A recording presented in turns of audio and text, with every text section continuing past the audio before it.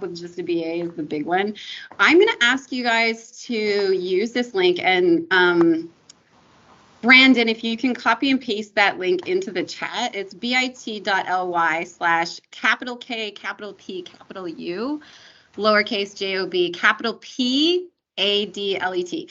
And if you guys have, even if you have like phone devices, that's sufficient. This is, but for you guys in the room, like it's sort of by choice if you want to go on to Padlet. But for our online users, I'm going to ask that you guys use Padlet as our method of interacting. So my name is Dr. Christy Dukowich, and I'm faculty in psychology. And I decided to develop this workshop a few years ago because I kept hearing from students that you can't get a job with just a BA. And as somebody who got an undergraduate, a master's degree, and then a PhD, and then tried to get a job for a really long time, I actually disagree. So I actually am going to start by sharing my story a little bit. I was a really strong undergraduate student, and I did research. I did an honors project, and I was told by everybody that I was such a strong student and that I should continue on into graduate studies. And I didn't have any better ideas, so I was like, sure, I'll go to grad school. And I got my master's, and then I got my PhD. And as I was finishing up my PhD, I wasn't sure I wanted to be an academic. I wasn't sure if I wanted to go be a faculty member. And looking at the job market, I knew that trying to get a job outside of academia with a PhD would be an uphill battle because people would see me as being overqualified. We'll talk more about what that means a little bit later, but essentially, I was not going to be hired other than for jobs that require PhDs, and there are so very few of those jobs.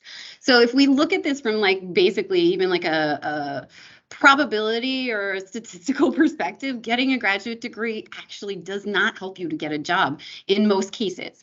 There's certain caveats for that, but by and large, getting a job with just a BA is what you should be considering aiming for, unless you have a very clear idea of why not. So again, all of that we'll get into as we work this through.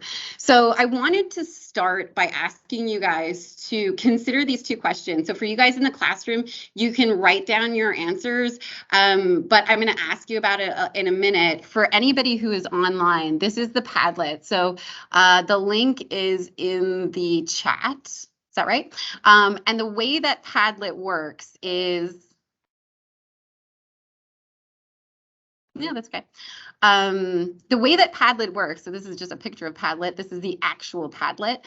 The way I've set it up right now is I've got these two questions. Why do you believe it's difficult to get a job with just an undergraduate? And agree or disagree, going to grad school will make it easier to get a job. Explain why you think so.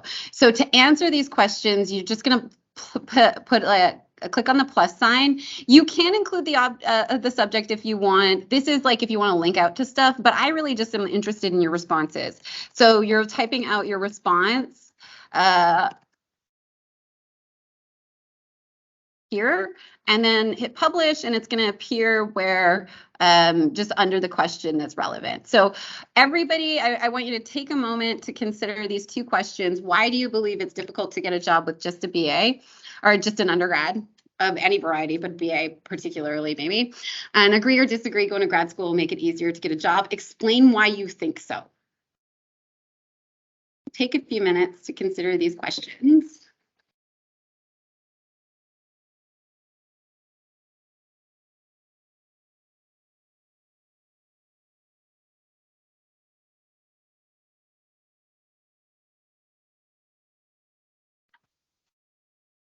Yeah, psychology. Is it a part of like that, right? Is it a part of? Like how to like be, right? Yep, yeah. It's not a specific field. No. So when we talk about BA, there are, so this is a Bachelor of Arts, and there's sort of like this base program that all students who get a BA have to sort of fulfill a certain set of requirements. But then on top of that, you've got whatever your program is. So if you're getting a psychology degree, then it would be you're getting a Bachelor of Arts in psychology. Is everybody here psychology, or is anybody doing a different discipline? I'm currently about to graduate from the psychology, but very unfortunate is that when I'm in the fourth year, I just start with I'm not doing this in psychology, but it is in the fourth year, right? Okay. That, you know what? Sorry, what's your name? Just a copy Brendan is fine. Brendan. Brendan, Yes. I think I have some answers for you. Or some possible solutions to this realization that maybe you're not in love with psychology. Okay, so that's interesting. Okay, so psych-related jobs.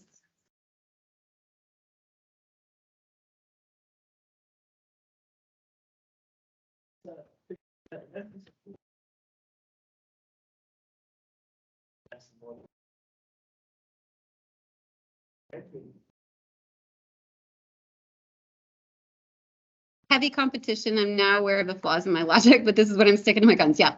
People have told me BA in psychology isn't enough to get a job in a related area. What's interesting about this is people have told me this too. And the last time that I heard it, it was from my nephew who is 17 years old and my stepdad who doesn't have a degree. So the two of them together think that you can't get a job with just an undergraduate degree in arts.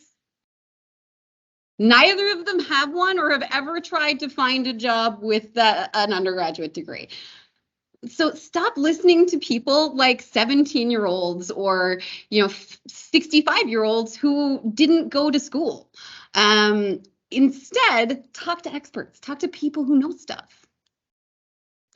Because of the sheer number of BA, that's interesting. So we're going to come back to this because there are certain sort of truths about math and statistics that will make you feel better about the fact that there's so much competition from grads in non-undergrad job ready diploma certs.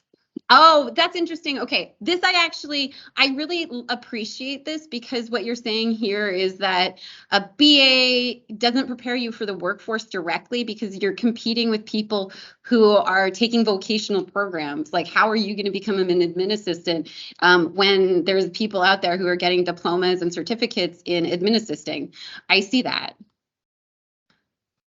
It doesn't have to do with what you did in school. Maybe, maybe not. Oh, a ton of other prerequisites. We will talk about that. Okay, so agree. And okay, yes. Over a lifetime, you are going to expect to make more money with a graduate degree. Again, let's come back to that. Many available jobs. Where are you looking? I actually really want to know the answer to that question. So whoever posted this, that many available jobs seem to be looking for a master's, where are you looking? If you can answer that in the chat, that would be great because I disagree. I will just say when I have looked at jobs and I've looked at job postings today. So I disagree. And in fact, I've had lots of conversations with employers who would also disagree.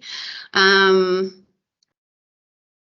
livable wage, you're going to, fingers crossed, if we're doing things right, you're going to achieve that with an undergraduate degree. So get out of retail and you should be okay. Right. Okay. And you're right. Some programs, some careers really do require you to get a graduate degree. Okay. All of that, totally true. So what do you guys have? Do you want to add anything here?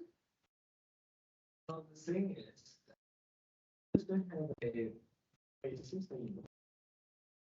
This may also told me that you should get, if you want to take at least like get PhD. That's what she told me, but this was happened over 10 years ago. No, 20 years ago when she was in hospitality. Do you think this is still applicable? It depends on what you mean by psychology related careers. honestly, I actually need you guys to define that for me. So when you say psychology related careers, what do you mean? For example, just researching. Okay, so, okay.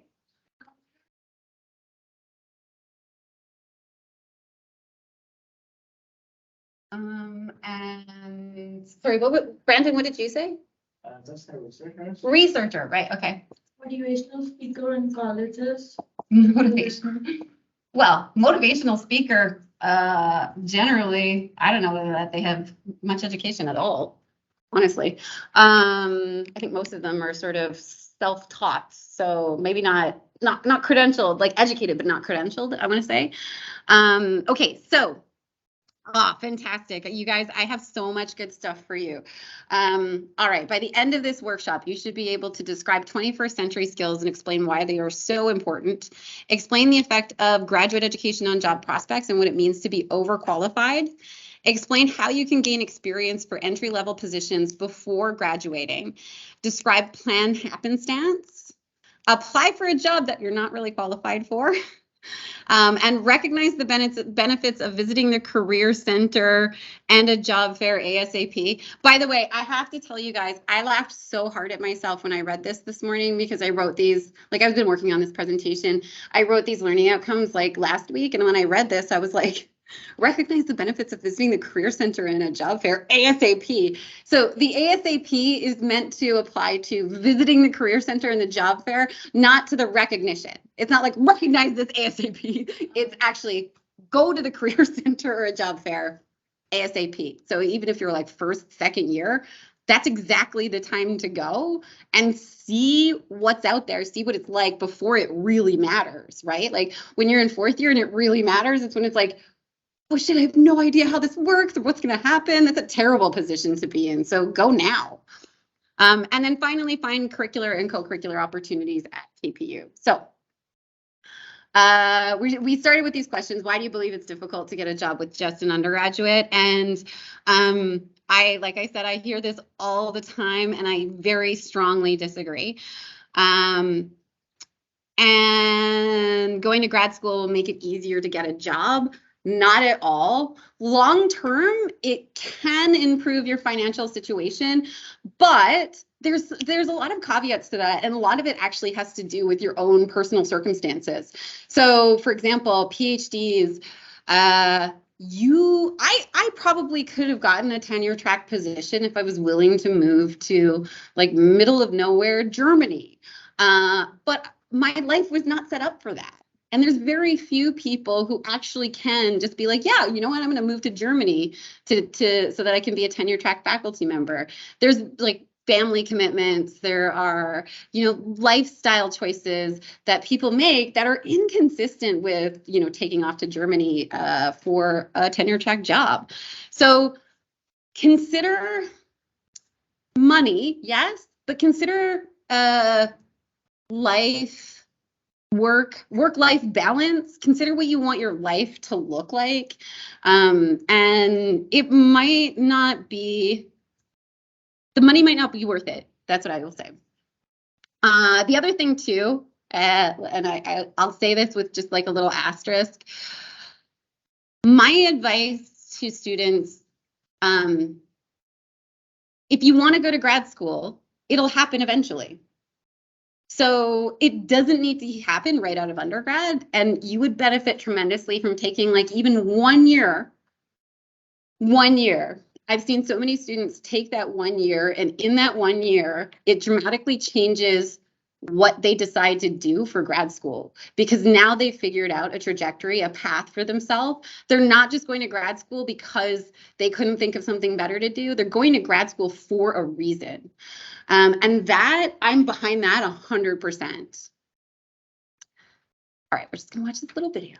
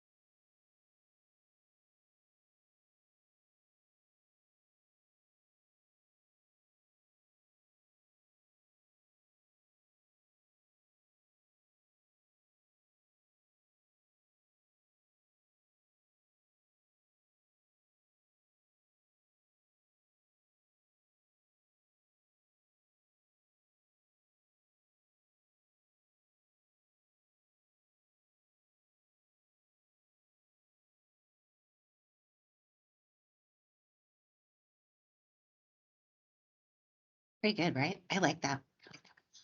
And I'm going to just point out Smithsonian is a trusted name in science and research. So I love that this was, for me, this is highly reliable information.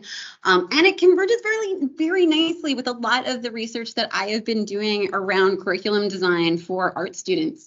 So this idea of 21st century skills, it kind of sounds like a buzzword. It kind of sounds a little bullshitty. At the same time, the thing that really matters is that we're talking about skills that are transferable. So you learn it here in an undergraduate context in psychology, but it's useful in so many different areas and domains. So for example, Brandon, there's lots of jobs that will in some ways use measures of human behavior in order to inform work. So for example, you can look at designing like workplace engagement programs. That is something that psychology students would be amazing at and would use all of the skills that you've been acquiring in this degree. But the idea here is that the skills that you're learning, you're right. Generally, you guys are not going to end up doing psychology research. However, that doesn't mean that your skills are not useful. So in terms of 21st century skills, they were sort of discussed in that video, but I wanted to talk to you specifically about what KPU has done. KPU BA Arts, Faculty of Arts is actually really a leader in curriculum development for targeting these transferable skills for students. We've identified a series of learning outcomes that are being aimed for, targeted for every single Bachelor of Arts program. So every single Bachelor of Arts program is checking these boxes around this transferable skills. Then what's happening on top of that is that the degree programs are then adding their own specialization. So they might add a couple extra check marks over here, but they may also sort of emphasize certain learning outcomes that already exist at the degree level. So in terms of those learning outcomes, we've got communication, numerical and scientific literacy, information and digital literacy, critical thinking and problem solving, social justice, environmental stewardship, civic and ethical and professional responsibilities, intercultural awareness, and collaboration and teamwork. So these sort of skills are what employers are looking for. They're looking for you guys to be able to come into positions and ask a lot of questions and be able to do a lot of different things for their organizations. So I'm actually just going to say we can do this individually. Go back to Padlet, and under the group question, you guys can consider this as a group, the students in the classroom, but online, feel free to just answer this question individually. What are you most worried about with respect to getting a job when you finish your degree? So what?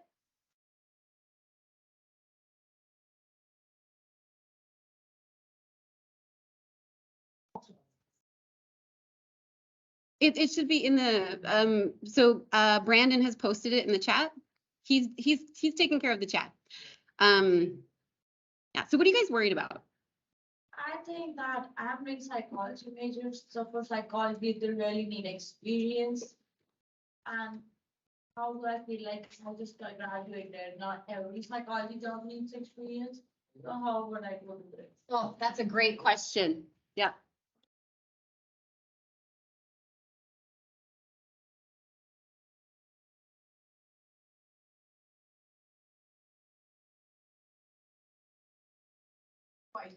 Right, get into jobs, they get into. Okay.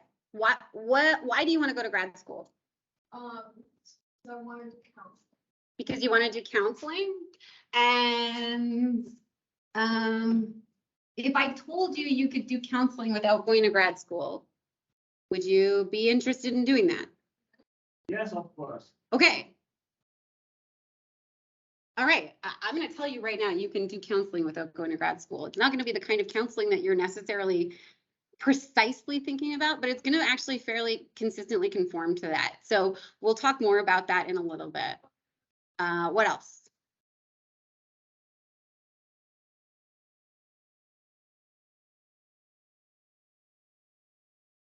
So you guess So Professor, may I ask you, do you think this lecture is just a psychology? No, I think anybody with a BA would benefit from this. It is particularly psychology focused, but Biggest fear is knowing that I spent 4 years getting a degree. It's like, was it worth it? oh, okay. Like, I was talking to people and they're like, oh, these last 4 years I've been working at a place, going up to management and making like 6 figures. And in that 4 time, I just been spending doing homework and stuff. And it's like, was that worth it? Oh, yeah, okay. I mean, that's a different question because it sounds to me like if that's your question, then you're already like, oh yeah, why would I go to grad school? I'm not even sure this last 4 years was worth it. So I feel like we're already on the same page, but anything else that you guys want to add here? Let me look at what I've got online. Either not being able to get a job or not being adequately prepared to do the job effectively. Okay.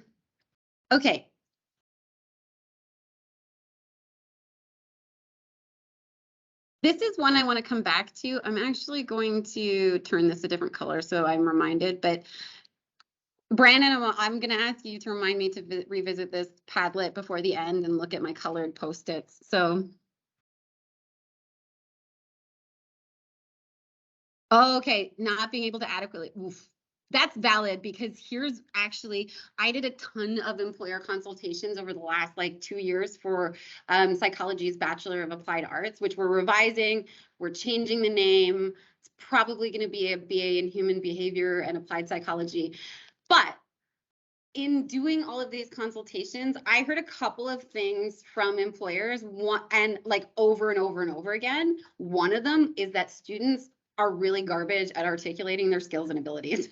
And so I would really strongly recommend using an e-portfolio during your undergrad and collecting data to illustrate how exactly you're meeting these learning outcomes. So look at the description of these learning outcomes and then collect assignments, activities, courses, workshops that you've done that you can say, yeah, that goes here. So intercultural awareness, if you've taken cultural psychology, then you would list that course there. If you have done a workshop through the learning centers, you'd list that under there. So what you want to do is collect evidence for how it is you're meeting these learning outcomes so that when you go to employers and they ask you, hey, how have you demonstrated intercultural awareness? You could be like, well, I did a course, we did this project, I went to a workshop, I know this, this, and this. So you have it at your fingertips already. You already can articulate precisely what it is you can bring to an organization. So start looking at your program learning outcomes. And you can look at the BA level learning outcomes, but there's also specific degree level learning outcomes. So if you're doing the Bachelor of Arts, the Bachelor of Applied Arts, or the Bachelor of Science in Psychology, we have separate learning outcomes for each one of those degrees. And you want to look at them and just track, how is it that I am actually achieving these learning outcomes? Employers who speak to candidates with portfolios, even if they don't bring their portfolio, or even if they don't use their portfolio to apply, they're still much stronger candidates because they've taken the time to figure out how they can articulate their skills and abilities. So that's a really good point, and it is something that employers specifically identified as being problematic, so work on this. Finding the right fit, oh, my friend, you're not wrong about that, and that is trial and error, my friends. I got it wrong a couple of times, but I got it right with KBU. Not major related jobs. I hear you. I think we need to actually really adjust what it means, though, to talk about a job that is degree relevance. Yes, this is what I posted.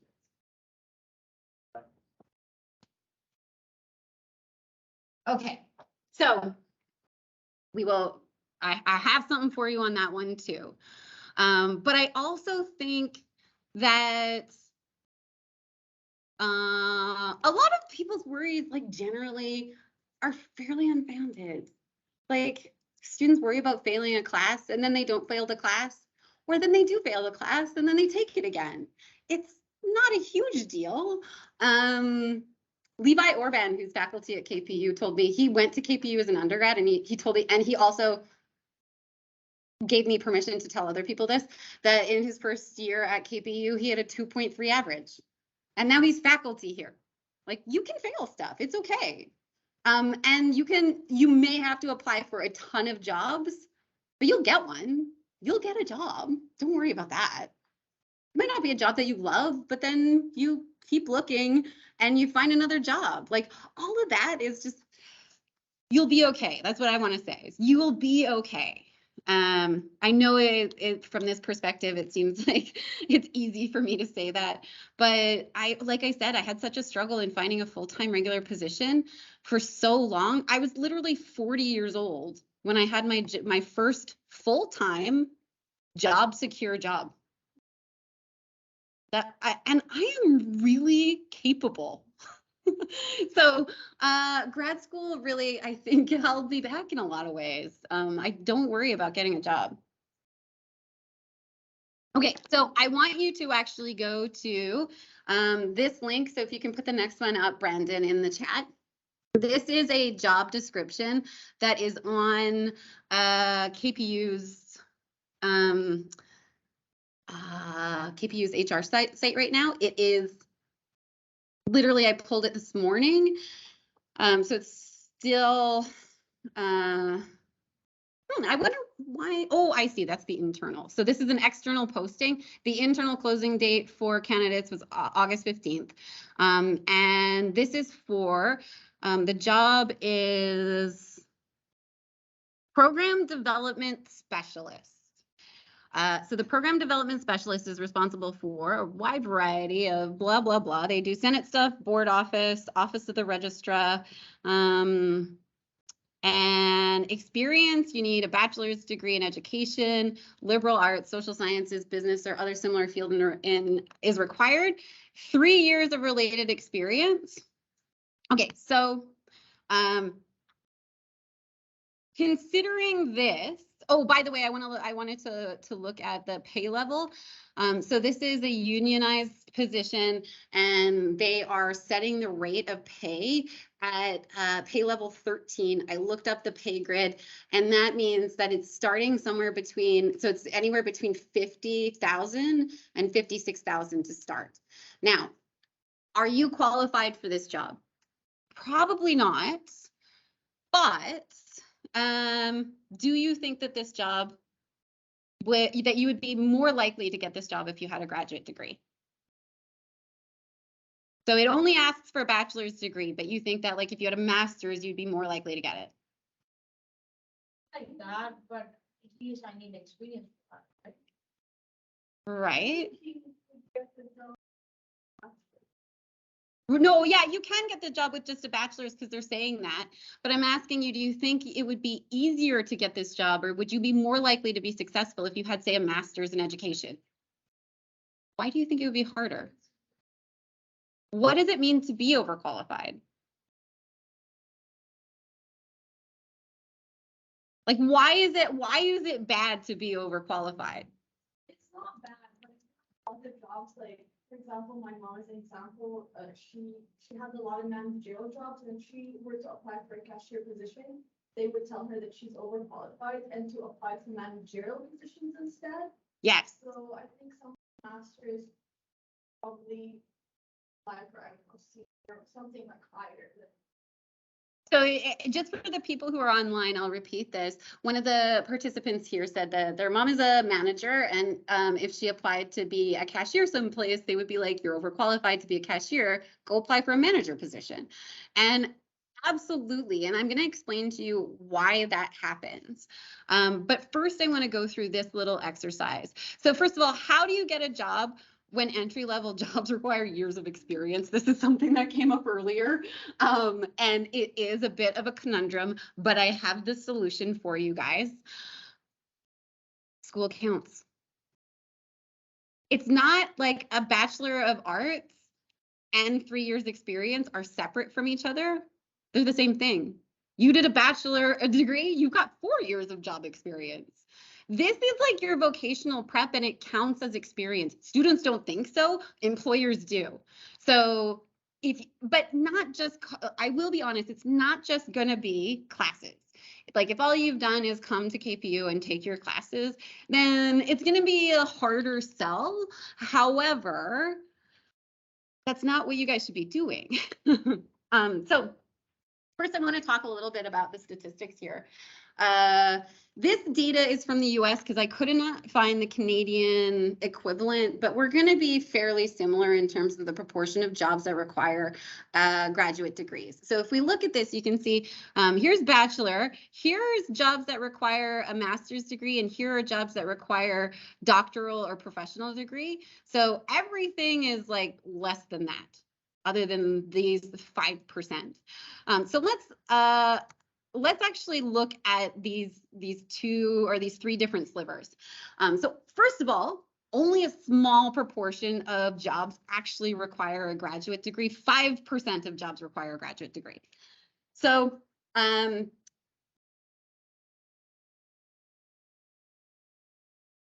now, people really, and this came up in Padlet too, people really sort of they overvalue, or they, I guess they worry too much about the fact that there's so many people graduating with BAs today because they ignore base rates. There's literally more than 3 times the number of jobs that require just a bachelor's degree compared to jobs that require a master's or a doctoral degree. This is a much bigger pool, right? So the undergraduate pool is a much bigger pool.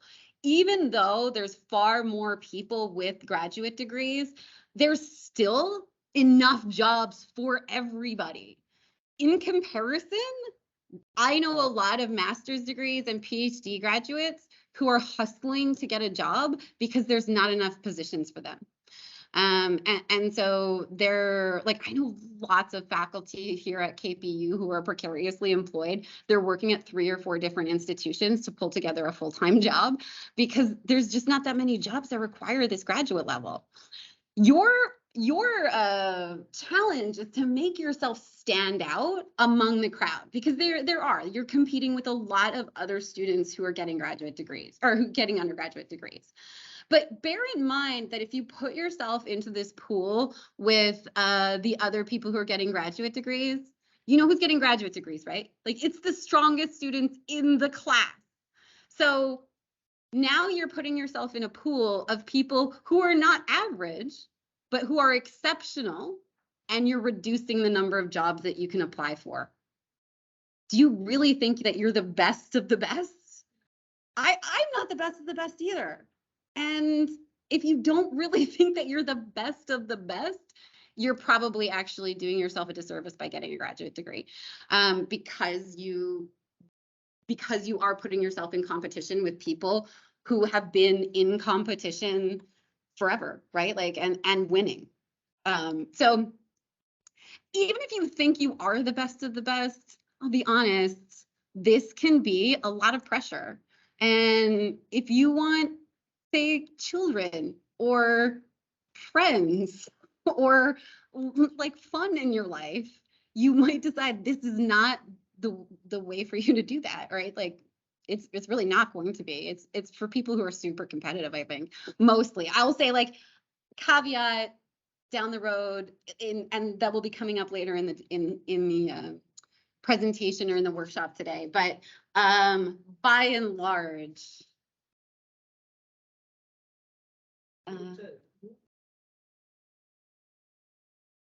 sure. So this picture is, these are all of the jobs that are on offer, let's say, in a given year. So these statistics come from the US. But the point here is that what is required of the jobs that are being advertised. So 39% of jobs only require a high school diploma, whereas 18% of jobs are asking for a bachelor degree. So if we just look at, oh wait, Brandon, you missed it. So I'm going to show you this animation so you can see the relationship. Brandon, I just need you to look up here. So I'm looking at just those pieces in order to compare, like this one is clearly bigger, right? Like there's clearly more undergraduate jobs out there than there are graduate degree jobs.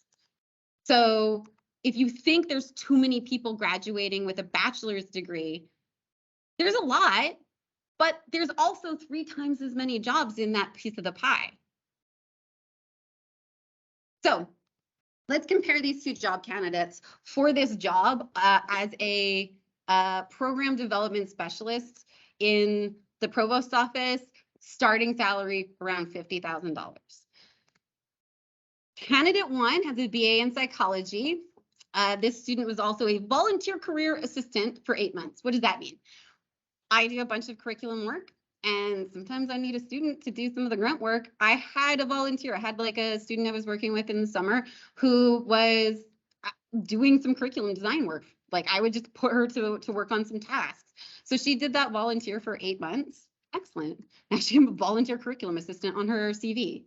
She did so this student does student leader, they volunteer as a student leader for new student orientation.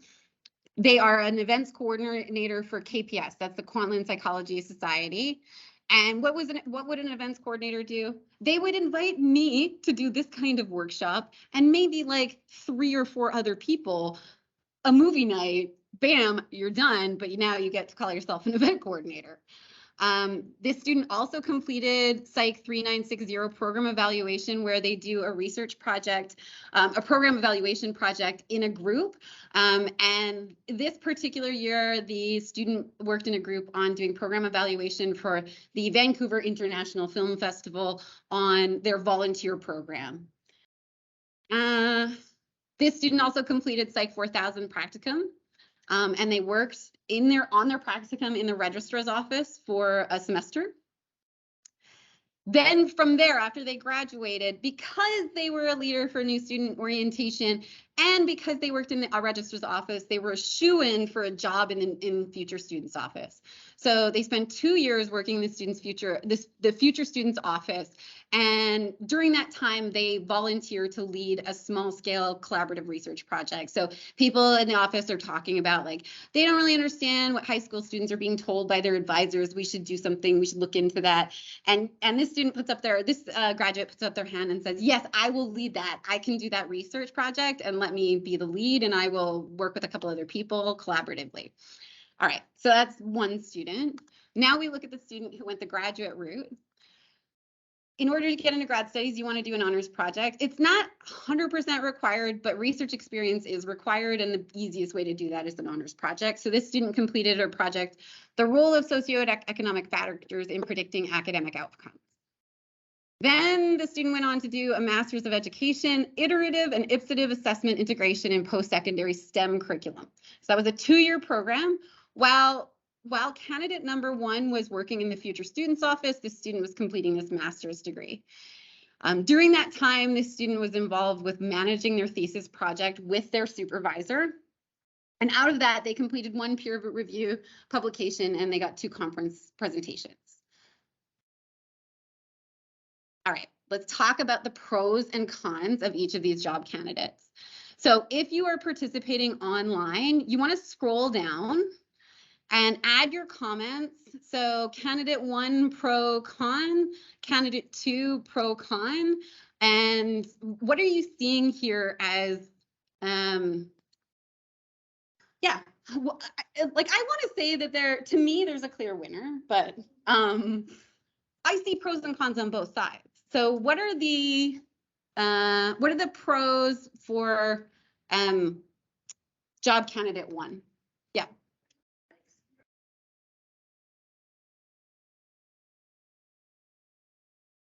For the program evaluation, they've worked at KPU for quite a few years. They've done a lot of volunteer experience.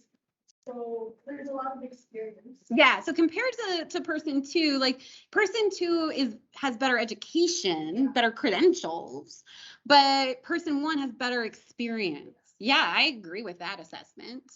Let's see. I'm still waiting there. What about the pros for candidate 2? Our pros are so academically strong. So academically strong. I agree with that. Also, one is just comprehensive. Too comprehensive and interaction with society. These 2 points just are just the pros for the one.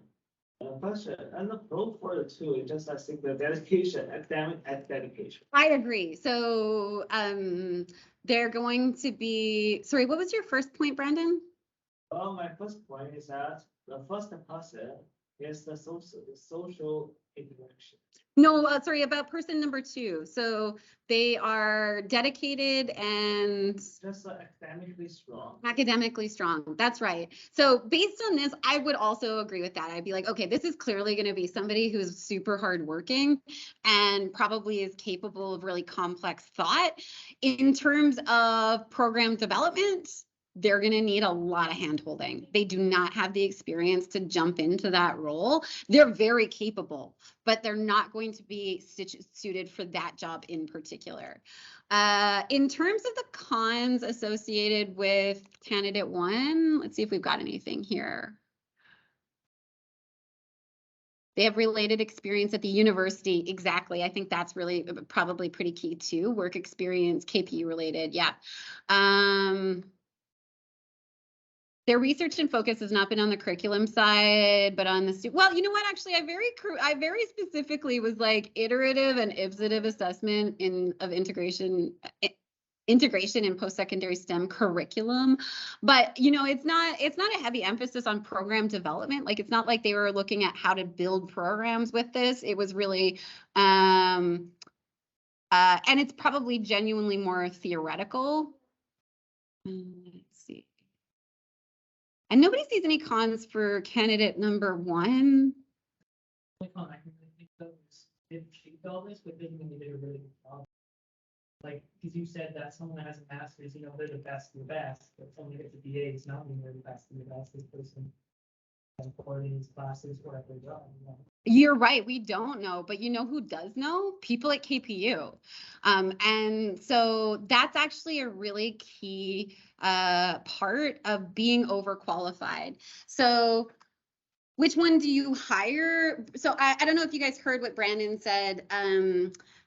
Yes, candidate 1 might have more experience, but you don't know that they're actually any good at it. That's also true for master's candidates, right? Like, yeah, it's the best of the best who get in, but you actually really have to look at the students' letters of recommendation, because you can also see people graduating from programs that are, it's really just sort of like, ugh, we just need to get the student out of here. And so I think that's a possible risk in both scenarios. But if you are hiring for KPU, you're going to hire the KPU known entity, because there's people that you can talk to, and they're going to have a reference from their boss, who is probably somebody that the vice provost knows. And that is a huge part of being overqualified for jobs. That is, HR is expensive. And hiring is expensive. There's a lot of money that goes into putting up job ads, reviewing the job ads, interviewing and onboarding and training a new employee. They're not going to make that investment if they think you're about to walk out the door. So being overqualified is yeah, like this job doesn't require a master's, but you have one. Well, candidate number 2, yeah, they look pretty good, and probably they're very dedicated and they can do some fairly complicated stuff. They may need a lot of hand-holding. My biggest worry, though, is that this is a person who wants a job that requires a master's degree. And they're going to be looking for that job. And as soon as they find it, they're going to leave this job. I want somebody who I think is actually interested in doing this job and is willing and probably likely going to stay in this job once I invest all of that money into hiring them. And of the 2, which candidate do you think looks more job ready, right? Yeah, it's candidate 1. So hiring known entities is a huge part of that. People do not like making that kind of investment on people they do not know or on people that who aren't vouched for by somebody they know.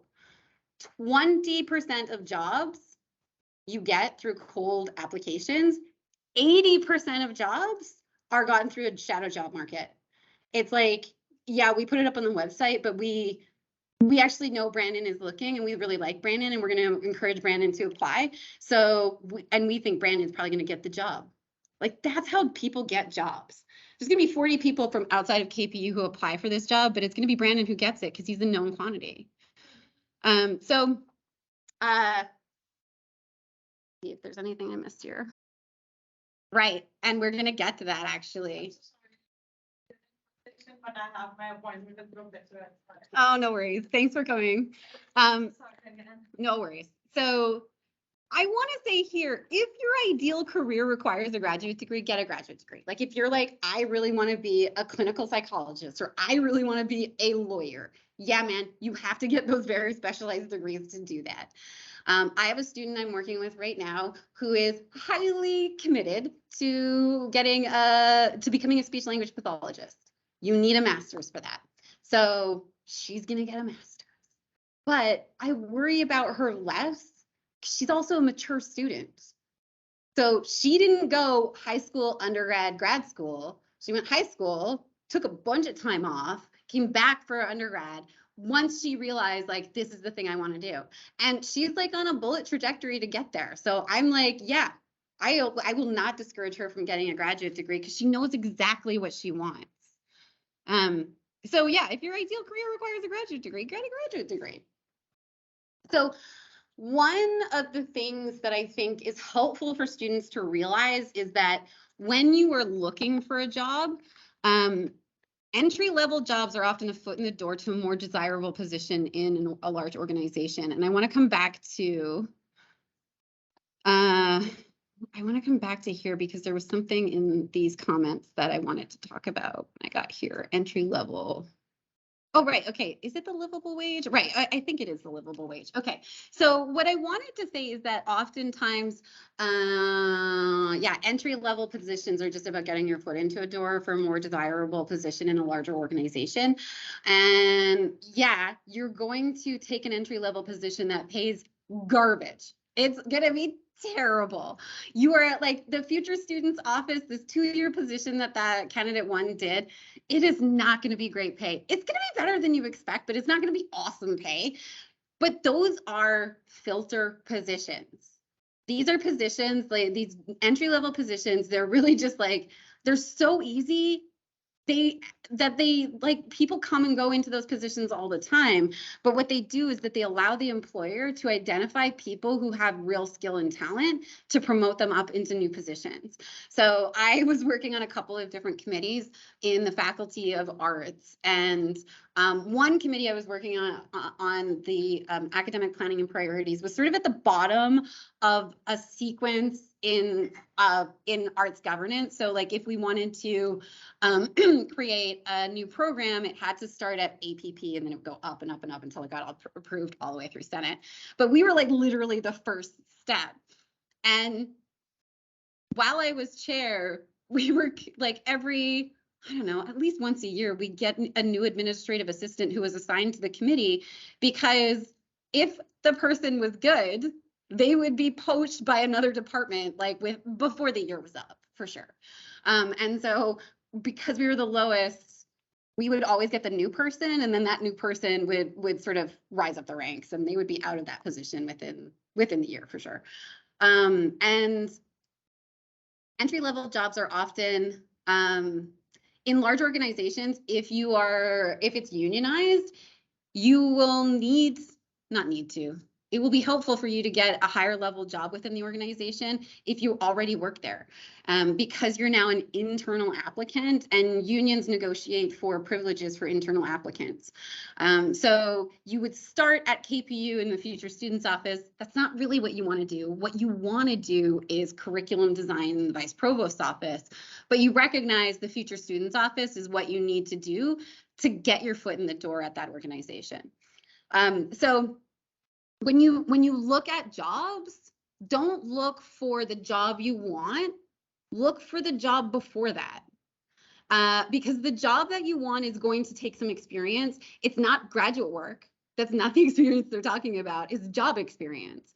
So you need to work through the job experience in order to be able to qualify for that job.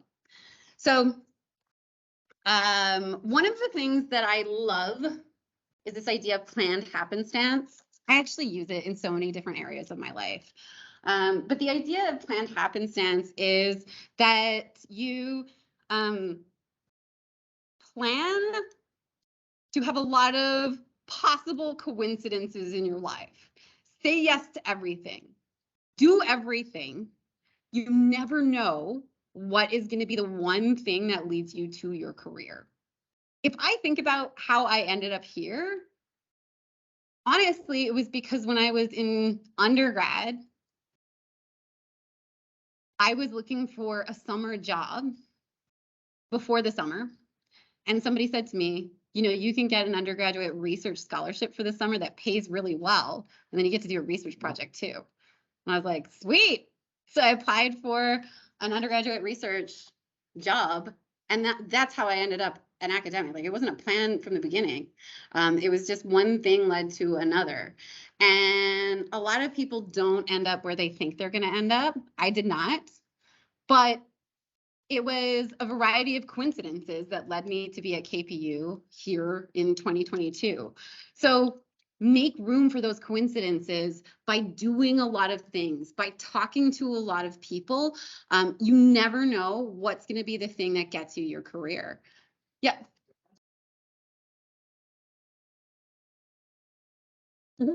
So could I just double check my understanding of the thing? So just talk to us, just to pay attention to the chances that could happen out of our consideration. Yes, absolutely. So like, don't say yes to things because you think it might get you a job. Say yes to things because it's interesting and it sounds fun, but also because you never know what might end up getting you a job. So for example, I love saying this to students because it's so true. University is the only time when you're given the opportunity to be president of the Star Trek Club and put it on your resume. Like, if I was like, I'm going to start a Star Trek Club, I'm going to make myself president, I'm going to put him on my resume, I would look like a crazy person because I'm too old for that. But I actually had this chat recently with my student, the mature student who wants to be a speech language pathologist, because she was like, my experience doesn't count. Like, yes, it does. It doesn't count against my experience, but it counts against other undergraduates' experience.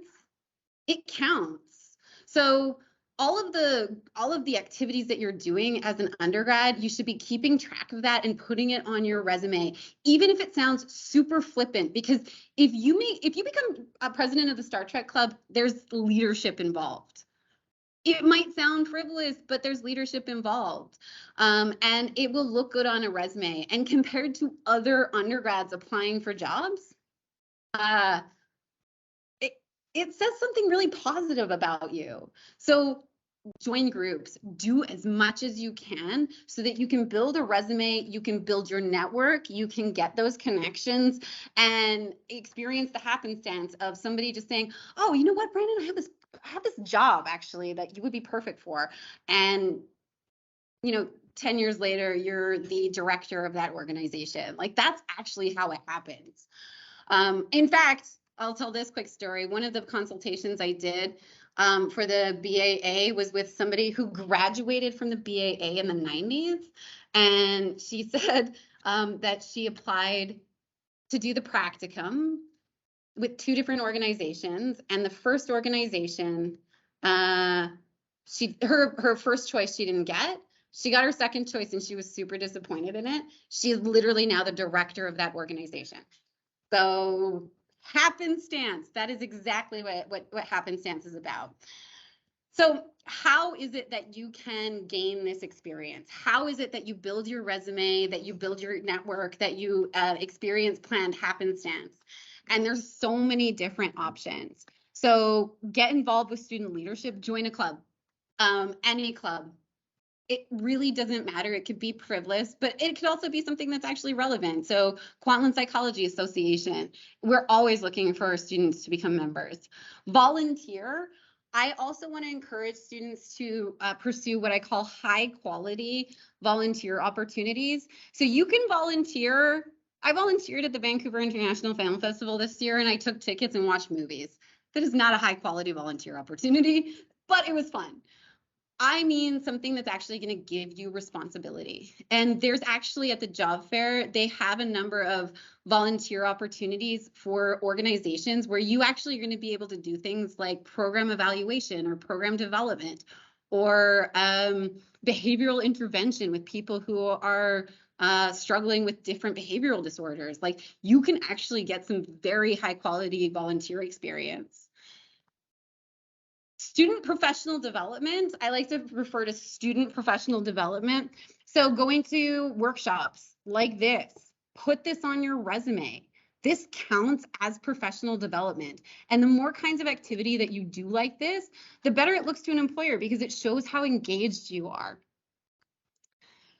Do some research if you have the opportunity. I think one of the best things about KPU is that we are constantly looking for students to do research at places like UBC and SFU. They literally don't have enough research opportunities for all the students who want to do it. And ours is sort of the opposite problem. There's a bunch of service learning courses at KPU. So service learning is learning that is hands-on, experiential, but it's working with external community partners. For example, as I mentioned, the hypothetical example of doing program evaluation for the Vancouver International Film Festival, that would be an example of service learning. But there's all sorts of courses that are pairing with, like the city of Surrey or the city of Burnaby or different social justice organizations in order to help them develop better programs. There's all kinds of courses that target service learning, and that is not just a course you put on your transcript, that's a course you put on your resume because you're going to have job relevant experience there. And then I put jobs in quotes here. Definitely working during undergrad can be a benefit, but I want to take the time to actually mention that if you're doing retail work right now, you should try to transition out of it between, I'd say by fourth year, between like third and fourth year or earlier if you can. Retail jobs are really effective ways for students to make money while they're going to school. And I absolutely understand the need for students or for some students to work during their undergrad. But I find that students who graduate working retail jobs end up continuing to work in retail jobs because they haven't had the time to take advantage of all of these other opportunities. So they're too busy working their retail job to do this kind of stuff. So I put job in quotes here because I actually want to really encourage you guys to start looking for jobs. Like campus jobs are great. There's tons of campus jobs for undergraduate students. So the learning centers hire a lot of students. Future Students Office hires students. There's lots of research opportunities. And those are the kinds of jobs that are actually going to be considered experience as you are going through your undergrad. Experience, like working at Tim Hortons, is not going to count in the same way as working as Future Students Office. So no shame if you're working a retail job, but definitely try to look into transitioning out of that before you finish your undergraduate. Also, go to a career fair. So I have mentioned that like 80% of jobs are found through the shadow job market, and that's finding jobs through your network. So there's a couple of ways you can work that, right? Like grow your network, do a lot of things so you meet a lot of people and you have a big network. When you're looking for a job, tell your network, because you looking for a job is just you looking for a job. If you put 25 people to work looking for a job for you, you're going to find something, and somebody is going to be like, oh my gosh, you know what? This is a great job for, what's your name? No, behind Andy? Yeah, somebody's going to be like, this is a great job for Andy. She's going to be perfect for this. So if you have your full network looking for a job for you, that's better than just you by yourself. The other thing is that job fairs are an excellent option if you have a limited network. So if you're new to a city, or if you're young and you don't have a big network, job fairs are a really great option. The thing is, you know, as I mentioned, HR is expensive. Hiring is expensive. People do not like hiring unknown quantities. Job fairs allow employers to just like literally have a look at you. Like, do you look normal? Are you normal? Do you know how to have a conversation? And even getting through that first part makes you a little bit more likely to get a job when you apply at that organization, because they know you. It's kind of like familiarity breeds liking. So make yourself familiar to employers by applying at job fairs. And go this year. I already said this earlier, but if you are first, second year, third year, go to a job fair as early as possible so that you understand what it's about, like what's expected. The other thing too is that this is not just a job fair. KPU has a job and volunteer fair. So this is where you're going to end up finding the high quality volunteer positions that I was talking about. It's going to be through the job fair.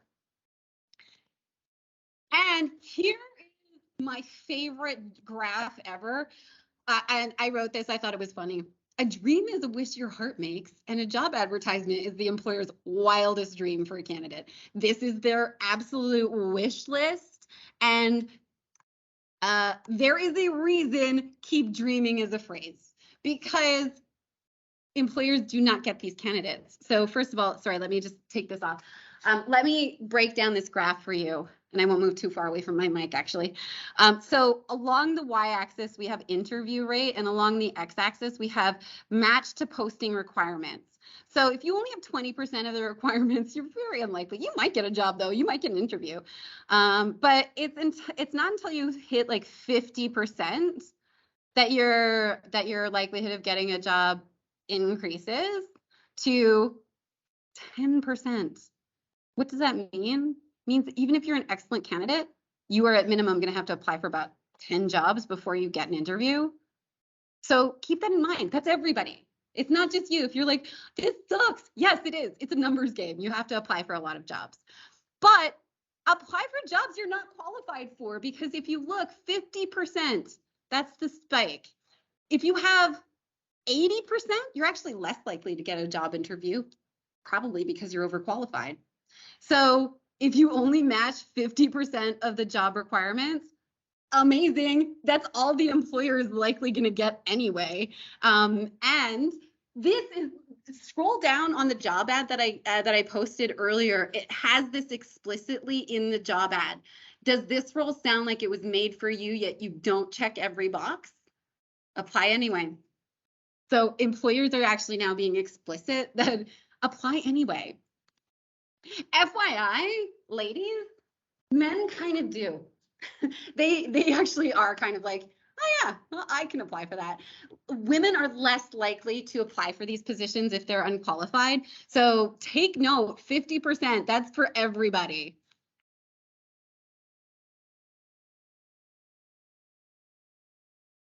Okay. Here's something I encourage everybody to do. Search UBC's HR website for job opportunities to get an idea of what's out there. The reason why I like UBC's job or careers website for students to get an idea of what's out there is because UBC is kind of like a little city. They need literally everything. Like they need cooks, they need researchers, they need everything. Like there's just so much stuff there. They need like people to do road work. So if you look here, you're going to be able to find a ton of jobs.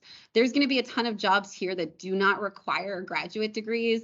But like I said, the reason that I love looking here is because there's just so many options.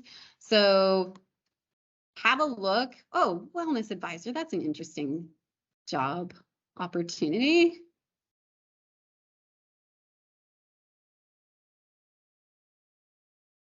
Let's see.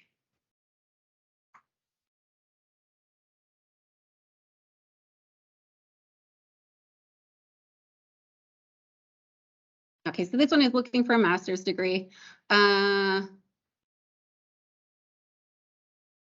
Research, I think this administrative assistant probably would be an undergrad.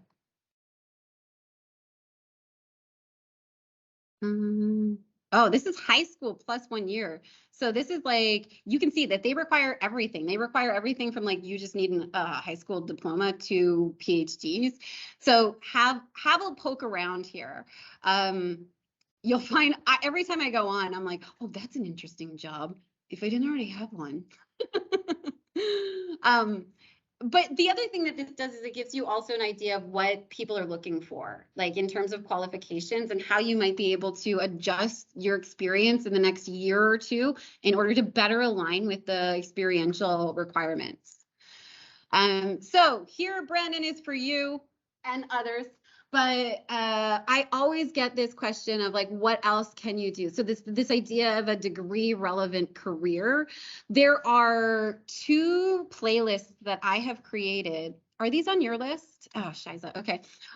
Sorry, you guys, you're gonna have to just write them down. But these are 2 playlists that I have created. One is around careers of care. So if you're doing a psychology degree and you're interested in careers of care, like counseling or like rehab facilitator or let's see, support worker, behavioral interventionist, program coordinator, rehab support worker. All of these are examples of careers of care that you can get with just an undergraduate degree. Most of them you cannot get without a stepping stone in between. You're not going to be able to apply directly into these jobs from undergrad, but you can get a job, an entry-level position in the organization that hires these kinds of positions and work your way up into it. A master's degree is not going to be a shortcut to doing that. I heard through so many of the employer consultations that what they're looking for is somebody who has had a boss before. I heard that a couple of times from employers. They were like, we don't want newbies who are just like, they've never been in a work environment before and they have no idea what it's like to be professional. I want somebody who's had a boss before. And they wanted, they wanted just more direct experience. I heard from I heard from a couple of employers, different employers, that they had hired people with graduate degrees, but those people were usually slightly more entitled. So they wanted to do less work, or they wanted to do exactly the kind of work that they wanted to do, and they were unwilling to sort of compromise, and that they tended to leave the organization very quickly. So there was one guy who was like, yeah, we just don't really hire people with graduate degrees anymore. They just don't stay. Also, Professor, according to just your something like your narration, am I correct that even when I have a BA psychology, I could get a psychology related job? Is that correct? I think so. Yeah, absolutely. But it just means like it's going to be it's not a direct line, right? So for example, if you wanted to, you know what, a frontline homeless sector worker, you probably could get that right from undergrad. But it probably doesn't pay very well. And if you wanted to move up in the organization, you would have to do that through experience, not through graduate degrees. So the other side here is another playlist I pulled together. Both of these playlists, by the way, are just full of videos of a day in the life of, so people who are in these job positions and what their job actually looks like. On the other side, I've got this playlist for careers that are not careers of care. So it's all of the other things that you can do with a psychology degree that are not about caring for people. So I've got like data scientists, human factors, user experience designers are huge right now, and that is like direct entry from a psych degree.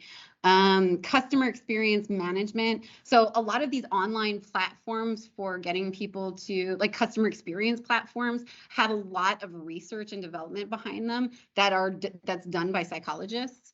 But there's a marketing researcher. There's a bunch of careers here that, again, none of these require a graduate degree. All of them, though, require experience for you to get into these positions. So you've got to do that entry level first. Just really If we do it graduate degree using this thing, you're gonna say you're overqualified. You think so? No, I don't think that they would say you're overqualified, but you still wouldn't get the job because you don't have the experience. So a master's degree is not experience. No. Undergrad is, but actually graduate study would not be considered the same. Oh, what do you think that undergraduate degree should be considered as something like educational? That the master won't be there. Probably because master focuses too much on the paperwork. Yeah. So they think you do not get enough time on getting to this stuff. So I want to say that the reason is because with a graduate degree, like with a job, you're getting, let's say experience is here versus expertise over here. So in terms of a regular like job experience, you're gonna get a lot of this. You're not going to get a high level of expertise, but you're going to get a lot of experience across a wide variety of skills. A master's degree does this. So you know a ton of stuff about one thing. And the problem is you're missing all of this. And this doesn't make up for it because it's literally unnecessary knowledge to do the job. So it shows commitment, but those skills are not actually useful, or that knowledge actually isn't useful. Okay, so it's getting fairly late, and I've lost a couple of people from the face-to-face. I feel like we may have lost a couple of people in the online too, but these are the things. Basically, the scavenger hunt was an idea of just like find these things, find these opportunities, figure this out for yourself.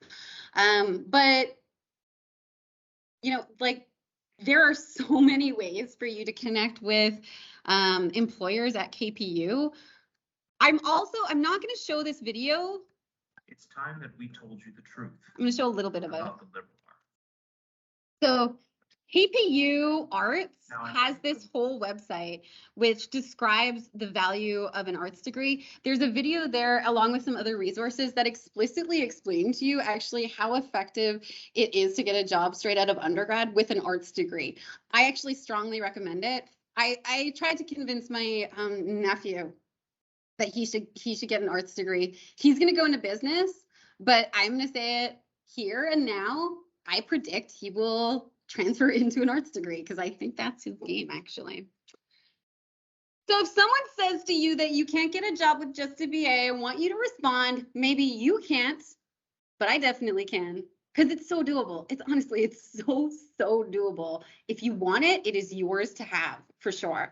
I will now take some questions, and we'll call it here, but I'll continue to take some questions if you guys in the class want to ask anything.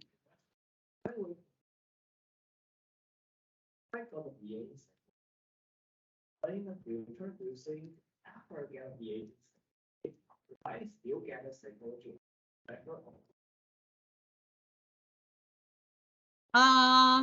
You know what? That's something that you'd have to ask the advisors. I think you could. I think it would be super fast for you to do it, but I don't know that it's necessary. I think you could package your degree in a way that emphasizes a lot of the skills and abilities that are emphasized in the BAA. Well, I just asked in case not water. Actually, after I see the requirements, I know I need. So. Any questions coming up in the chat? You're the one that just asked what that question was about the advising or the Brandon asked. Oh, I see. Okay, so I'm sorry, Brandon can you asked- repeat the question? Because maybe I can answer it. Oh, right. Okay, so the question was, Brandon asked if he graduated with a BA in psychology, could he come back and do the BAA? There are technical difficulties with that. It's not worth it. It would be more worth it as a returning student to take the classes that are going to be of value to you, whatever those are, and expand your knowledge and then be able to write about it. It's really about how you can integrate your knowledge and your experiences and then put that into a cover letter or an interview. Yeah, okay, that's a good point. So Naomi, who's the arts advisor or one of the advisors in arts, said it's probably not worth it. Instead, what you would do is you'd come back to school and do like the courses that would help you, that would be the most valuable to you, and then explain to employers like how your skills and abilities align with their job requirements. So it wouldn't necessarily be about the credential. It's more about being able to like package the experience that you have. So you do not, you think even though it is possible, it is okay to do so, but you do not think it is not possible. No, I don't think so. Instead, I actually would recommend doing like finishing your BA, and then if you wanted to do something like user experience design, you could do like a short credential online. That's what I would actually I would get into it from there. Anything else? All right. Well, we are going to call it here.